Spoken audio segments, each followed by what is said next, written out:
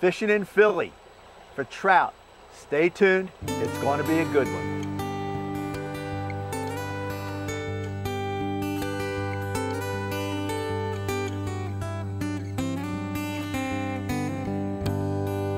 Delaware Valley Outdoors, your best source for fishing information on TV, radio, and the internet.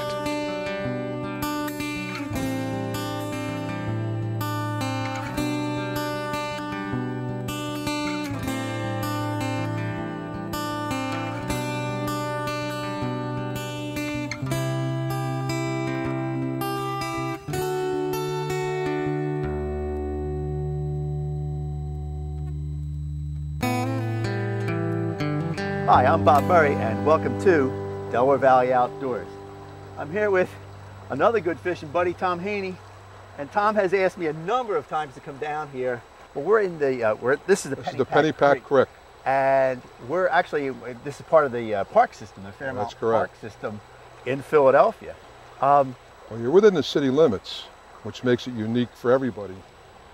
Underfished area is 18 miles long, goes from city limits all the way to the Delaware River.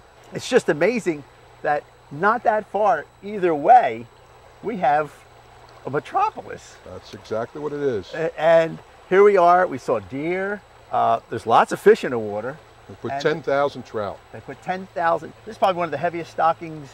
Of course, the reason they did that was obviously the opening day and all the people that have come here. But it's unbelievable. This could be any stream in Pennsylvania, northern Pennsylvania, really, like a limestone type thing. But that's exactly what it is. It is unbelievable. We're going to fish our way upstream. Correct. And we probably got, what, maybe say 2 miles of... 2 miles in from the first paved road. Right. And you said there was 18 miles of stream here, and they stock basically all of it, don't they? One end to the other. Yeah. Now, we're going to be fishing little pools, I guess. And we got to be careful here because it's a little slippery. It's slippery and it's fast moving. But it's surprisingly, one thing you do need is some sunglasses in this thing to see what you're doing. Absolutely. They stock this pretty good with a lot of big fish too? Yeah, there's some palomino. They put some palomino in there, some holdover, some breeders, older breeders. When you say holdovers, the actual fish, I mean... Pennypack usually, with the rain, it usually floods its way out to the Delaware. It doesn't really hold over too much fish. You'll get some sunnies. Yeah, you'll get some small fish, but the trout doesn't usually hold over too well. Yeah, they'll put fingerlings in, but they never seem to survive. They're more bait. So this is basically the usual put and take type situation. That's exactly what it's for. It's for the average person coming close. They can come in here for a morning or after work, stop in. It's not a long ride. You're within the city limits. And they can cast a worm or two, or yeah, you could probably fish this before you go to work in the morning.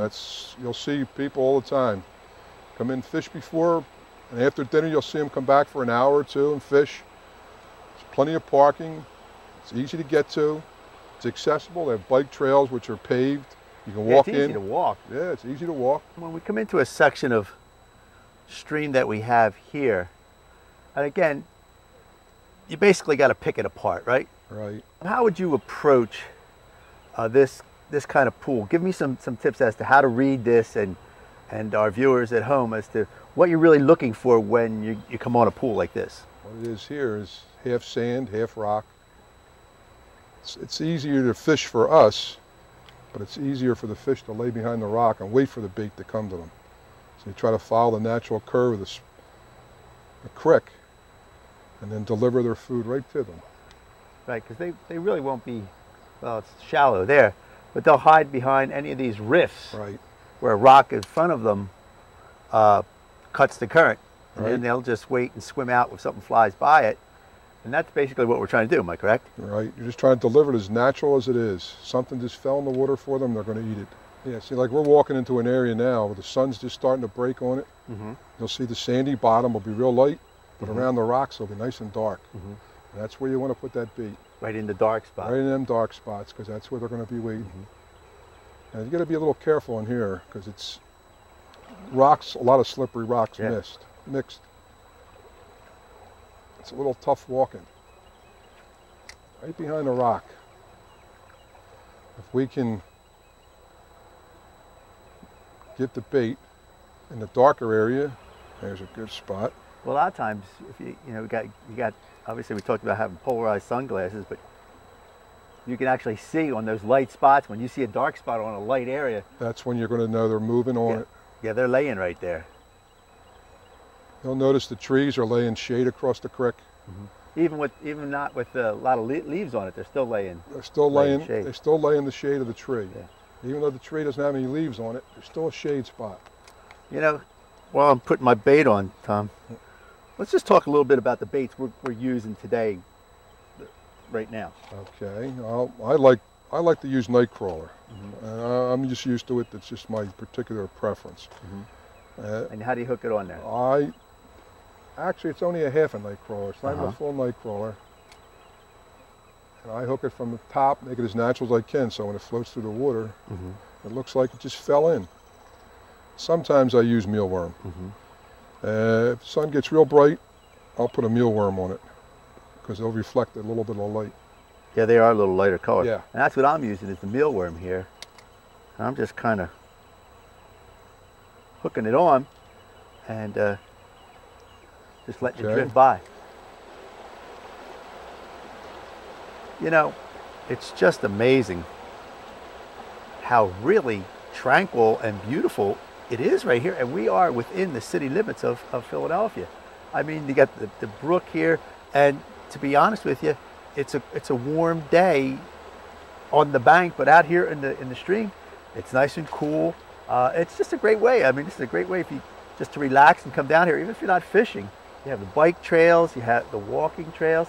It's just a great place to come down and enjoy. I'm really impressed just with the scenic beauty of the whole thing. And besides that, you get to catch fish. What better can that be? The water here is really it's crystal clear. And actually, water could work against you. It's so clear, fish will spook easier. So you have to be aware where the sun is and make sure it's at your face or your side. That where you're casting, you're not casting the shadow first because they'll spook. Yeah, it's clear enough and it's not that deep. Yeah, and trout are notorious, for being spooky, that way, and that it's really important to make sure your shadow is cast behind you, not in front of you, across where you're fishing. That's why when you're walking, you're pretty much dragging your feet rather than lift them and splashing them. Not just for the idea of spooking the fish, but it's also safety. You never know what's on the bottom when you're moving with the waders on. You're not sure where you're stepping. Yeah, that's true. You should just basically shuffle. Shuffle along the bottom. Yeah, pick your foot up just a little and then move it a little bit and get a good firm grip and then push the next foot. Don't leave your back foot before your front foot's. What's so easy with Pennypack is you don't even have to have waders. If you want to come down here, it's so convenient to stand on the bank and cast a few night crawlers. Yeah, you don't have to wait. You don't have to have a lot of equipment. Yeah. What better way to do is take off from work at the end of the day and just stop by and fish for an hour. Or finish up your dinner while somebody else is doing the dishes, you come down here and fish for an hour.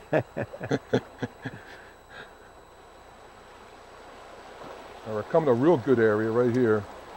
If you look at the large rocks out there, the way the stream comes down, goes through them, it's deep water, it's dark water, and the trout love to live right below those rocks. And you'll see it.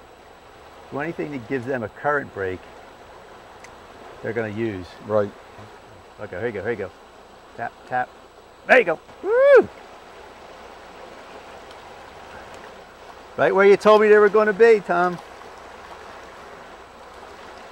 Right where you told me they were going to be. Come here, little fishy. There we go. All right. What I did, taking Tom's advice, we picked this whole stream apart, or this eddy here, and I fished below it, and then I came up to these rocks here, and I could see just a little pool right in there, Tom. And that's where I picked this fish. Came right up in there, dropped it right down there, and boof, there he was. All right. Let me get my forceps here. Oops.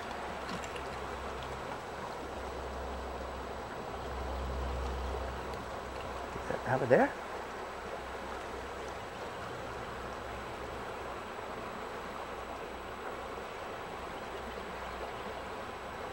Nice little rainbow trout.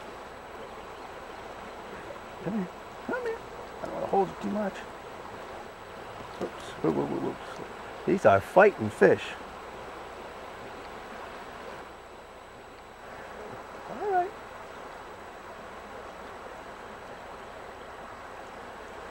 And there he is. It's amazing how strong these fish really are. When you have a little light ultralight rod like this, 4-pound, 2-pound test.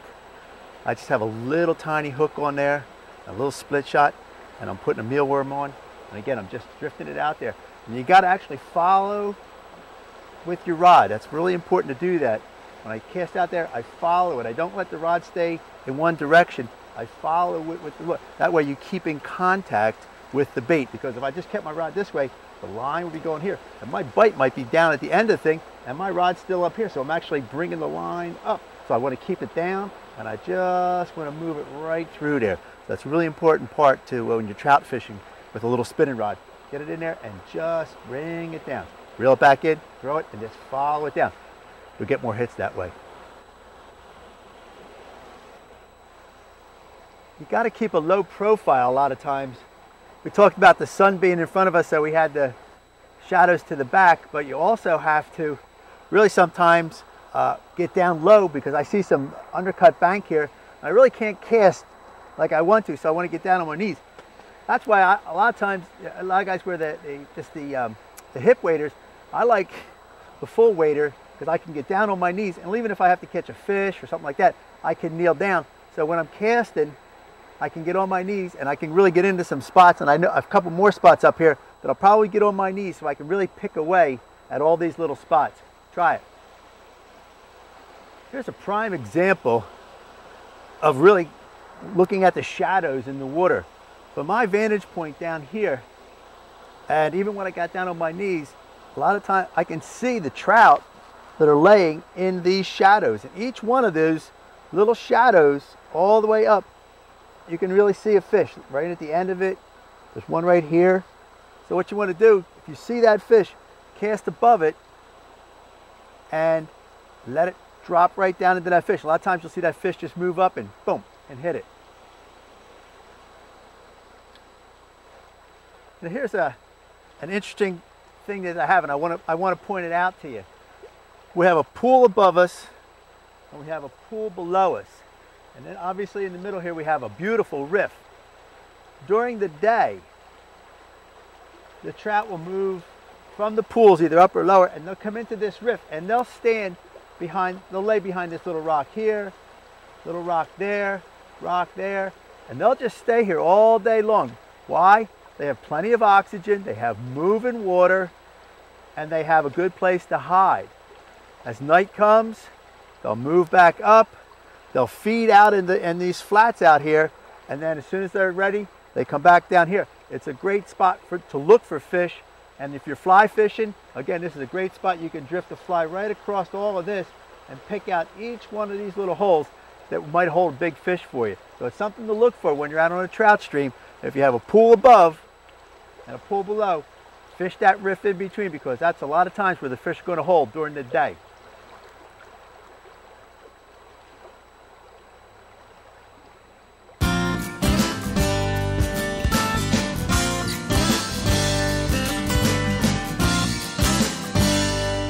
We're here with the tackle box section of the show, and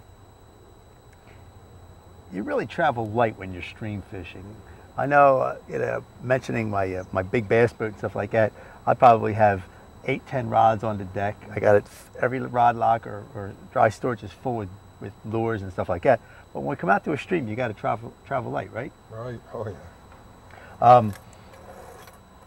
We don't really need a lot of stuff. Basic hook sizes. What are they? 10s, 12s, even 8s. And you can get, matter of fact, I just made a joke, this guy hasn't gotten any older on this package in so many years, but Eagle Claw puts out a good hook, and you want to get the small hooks, the 6, like I said, the 8s, 10s, yeah, that kind of stuff like that, 12s. They're the best hooks for you, because you're not catching, you're catching a largemouth bass, he's got a mouth this big, you're catching a trout, he's got a mouth that big. So you really need just some small hooks. You can also have your little bits of tackle here. You got some swivels, snaps, stuff like that. Just fits right in your pocket. This tool here,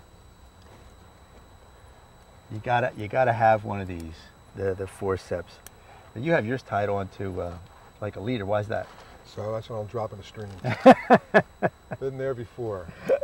There's a good tip. Tied on. Now I had mine clipped like this today. A lot of guys clip them like that, but you know what? I clip them and tie them. It'll fall off like that too. So there's a really good tip. Again, we talked about tackle being really light. Here's a real nice package. It's from Plano, and two-sided. Fits in the pocket of your vest. And this is all the stuff you really need. And again, the jackets that we wear have enough pockets for everything that you want. But this is really compact. You can just take this if you're wet wading, and stick it in your vest, and you have everything you want.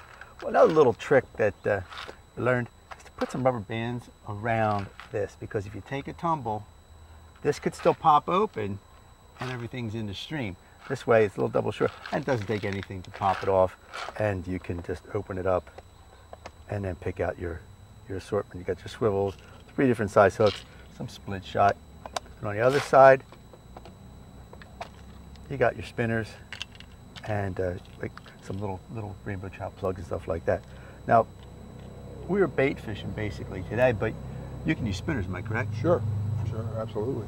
Any favorite color that you like in this stream here? No, this is so clear you could use any of them. Any of them? Well, some of the 2 that I've been doing pretty good today it's just like this whitish color. Looks like a little minnow going through the water, and had good success with that. And here's another little one. It's a darker one that we use here.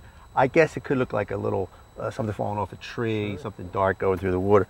These are really easy to fish as far as when you're fishing an open stretch of water. A lot of times we were pushing our baits up into little cracks and crevices and stuff like that. But this one, you have an open stream. Just cast it. How far would you cast it? Upstream, midstream, how far? That's upstream. Stay in the middle, cast to the sides. And then just retrieve it. Just retrieve it. What I like to do a lot of times is just when you're retrieving it, pause it just a little bit, because we had a little deeper holes here. And when you get to a little deeper hole, pause it, and that little flutter sometimes will trigger a fish. Now, I had this. You could carry it in your vest, and we carried everything else. But they have these new packs out today too. That it's like a fanny pack, right on your side, or you can put it over your shoulder if you wanted. And everything comes in there. You got everything you want, all pockets. So it's really light traveling as far as when you're going.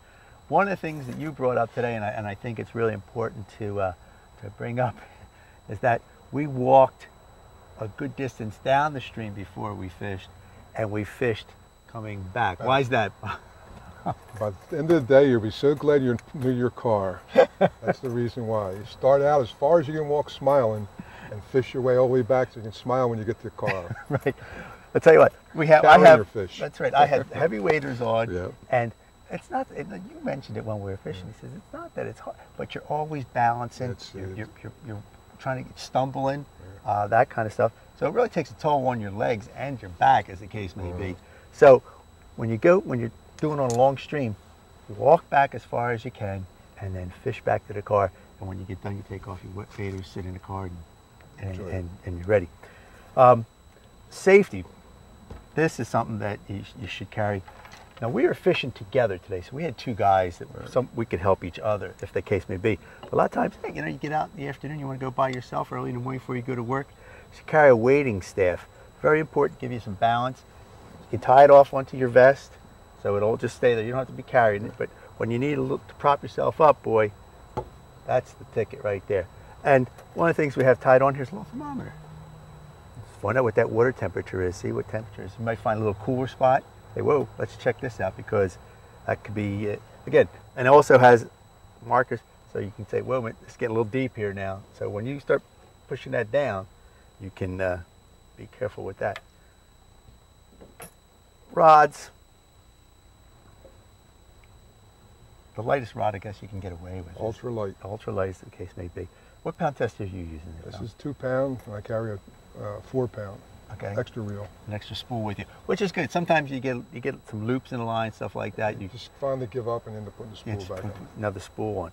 Again, 2 pound, 4 pound test is probably the best bet. Plenty. Now again, and you can quickly tie a spinner on. A lot of guys use snaps and stuff like that, so you can switch back and forth. I like that. Split shot is really an important thing, and let me see, I have one in my pocket here. Yeah, there we go. These little split shot here, and I want to thank you for giving them to me, because my split shot, you have to have a variety of split shot. Split shot that I had was just a little too heavy and I couldn't get where I wanted. So I have these real tiny ones here. Perfect. And that was what it did. That's really helped me out. So carry an assortment of split shot, because again, the water's not running fast today, but we just need a little bit of weight to cast it. This way, if you have a little bit of wind, you can jump up to the next size up. So carry an assortment of split shot with you. The baits we were using, the old standards. Good old standards. night crawlers. Night crawler, and what's your trick with the night crawler, cutting it? Cutting in thirds. Don't give the fish everything at one time. Give it a third. Isn't it maybe? It's easier to hook. It's easier to keep it from falling off. If it's too long when you cast it, you end up splitting it, losing the worm. So I cut it in thirds. And also, when you cut it, you give a little bit of the juices. And you get the. That's exactly what it does. And I like mealworms. Now you carry both in your pocket. You carry some worms and you carry some mealworms. And again, just the mealworms. There they are there. Now they're really kind of active now because they've been in my pocket all day. Keep these in the refrigerator. Keeps them nice and cold. That keeps them dormant. And then when you get out, they'll warm right up and they give you some nice wiggling like that. And again, simple. Just hook it right through the middle and just have it like that and just let it dangle. Bright sunny day, they show up real good, a nice color. Right, and you can, especially in this water here, you see that floating down. It really has a light texture to it, and it could be like a minnow or something like that that they go after. As far as limits go, Tom? Good old standby. Yeah. You catch more than that, you can't go home with them. That's it. That's how you all you can catch. It's a 5-fish limit, 7 inches in size, and that's a combined species, where there's rainbows, browns, and everything like that. Well, that's it. It's a real simple thing. Get out, go trout fishing. Get them free days in. That's it, and that's the tackle box.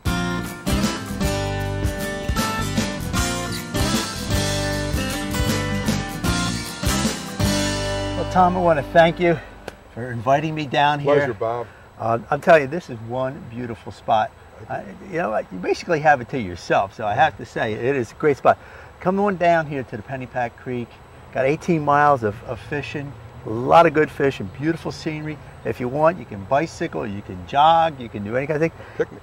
Get out and picnic and go fishing, and it'll be a good day. Don't forget to go to our website, Delaware Valley Outdoors, for information about trout stockings and all the other stuff that's going on. I'm Bob Murray. I'll see you on the water. I know there's a bunch